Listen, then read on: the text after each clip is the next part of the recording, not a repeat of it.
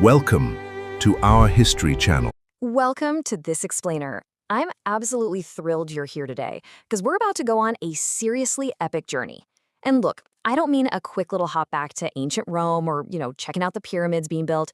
No, I want you to imagine traveling back in time 66 million years. We're talking about a world with 0 cities, 0 roads, and absolutely no humans. We're going to explore the massive branching tree of our origins to uncover the untold story of human evolution. All right, let's just dive right into this by tackling the biggest elephant, or I guess the biggest monkey in the room. If you've ever thought about evolution, you've probably heard this classic question: did humans come from monkeys? Well, the simple, rock-solid answer to that is no. Humans did not evolve from the monkeys you see hanging out in forests today. That's actually a huge misconception. And this perfectly illustrates why. First, you've got the straight line myth. You know the one, right? It's that popular image you see on t-shirts or cartoons where a monkey slowly stands up and literally just turns into a modern human.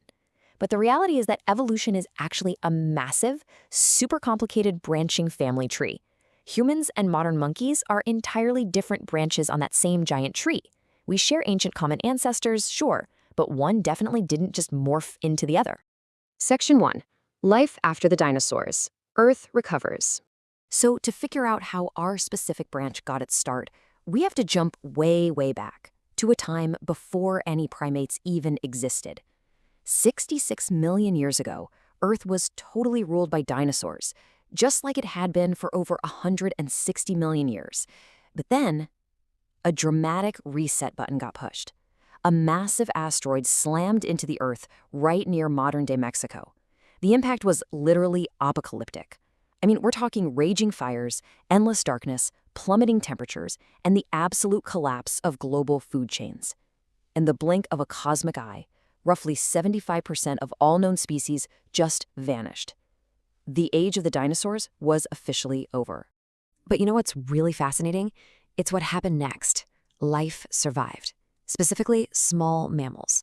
Now, these little guys weren't powerful, they weren't massive, and they definitely weren't human, but they had the ultimate evolutionary superpower.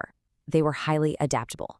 As the skies finally cleared up and the forests started growing back, these scrappy little survivors expanded right into all those ecological spaces the dinosaurs had left empty. And over millions of years, they evolved into runners, swimmers, and, this is absolutely crucial for our story, tree dwellers. Section 2. The primate family tree, early ancestors. All right, we're now climbing up into the specific branches of this evolutionary tree to find those tree-dwelling mammals that basically set the stage for everything that comes next.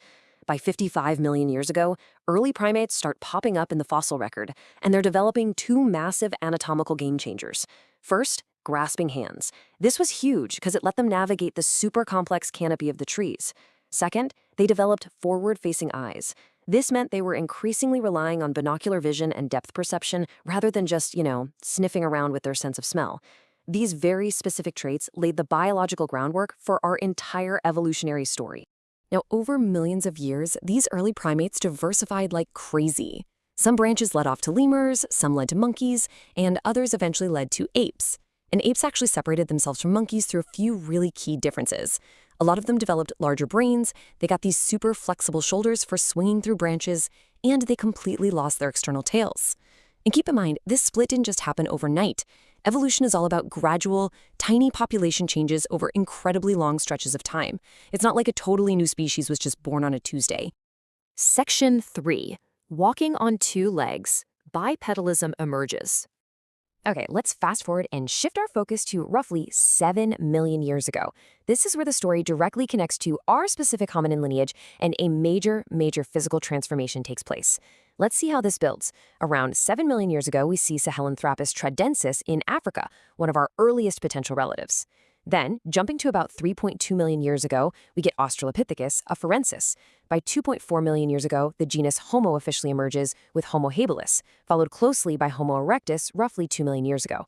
It's a progression that perfectly tracks the journey of our ancient relatives. And smack in the middle of that timeline is honestly one of the most famous fossil discoveries in human history. Back in 1974, in Ethiopia, a team unearthed Lucy.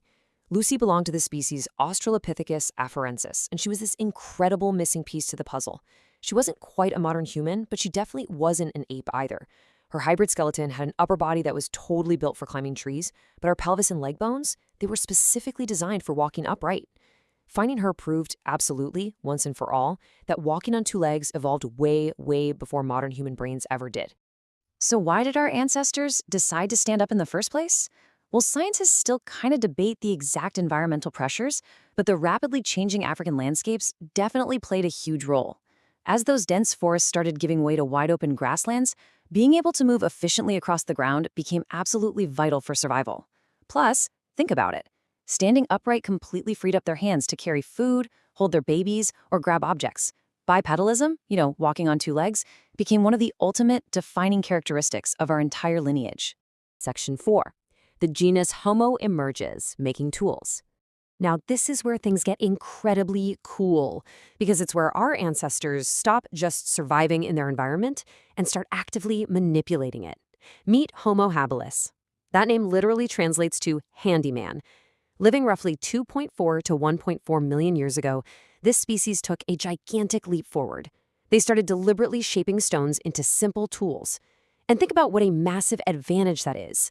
All of a sudden, you can cut up tough food, process materials, and defend yourself in ways that were literally impossible before. Stone tools were an absolute game changer for survival. And that early tool-making foundation paved the way for the ultimate ancient traveler, Homo erectus. Showing up around 2 million years ago, Homo erectus actually had body proportions that were surprisingly similar to our own.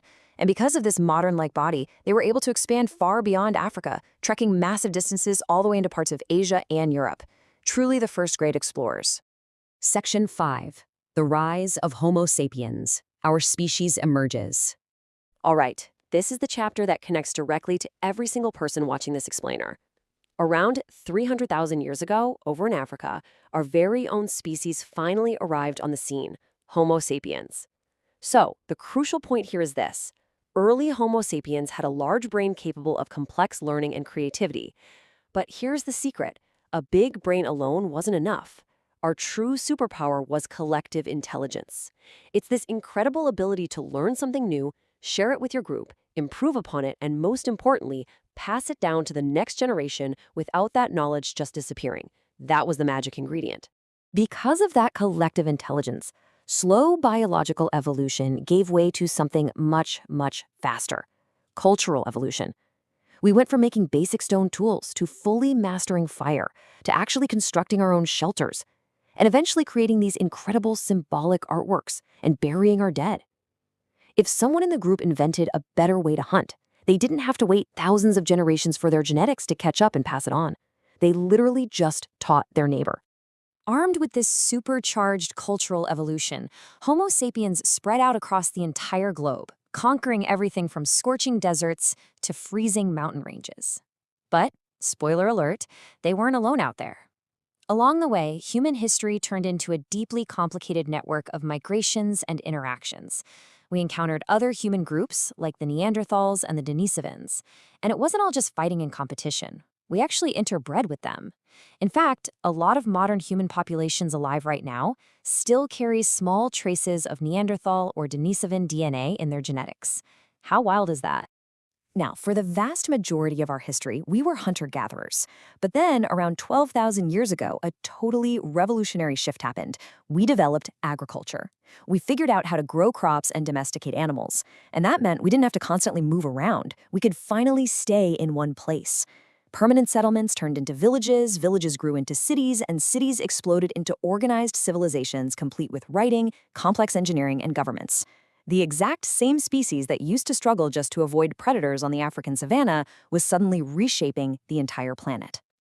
Bringing this whole amazing journey full circle, the real story of evolution is an enormous, complicated tree, and we are its only surviving branch. Just take a second to think about how profound that actually is. The very atoms in your body right now, they survived cosmic processes, the entire reign of the dinosaurs, a literal catastrophic asteroid impact, and millions upon millions of years of hominin survival, all just to become you. Which leaves us with one final, kind of mind-blowing thought. We know exactly where we came from. We know how we survived all the odds. But looking back at the massive sweep of those 66 million years, what will humans become next? Our evolutionary story might have started a really long time ago, but it is very much still being written. Thank you so much for joining me on this explainer. And hey, keep exploring.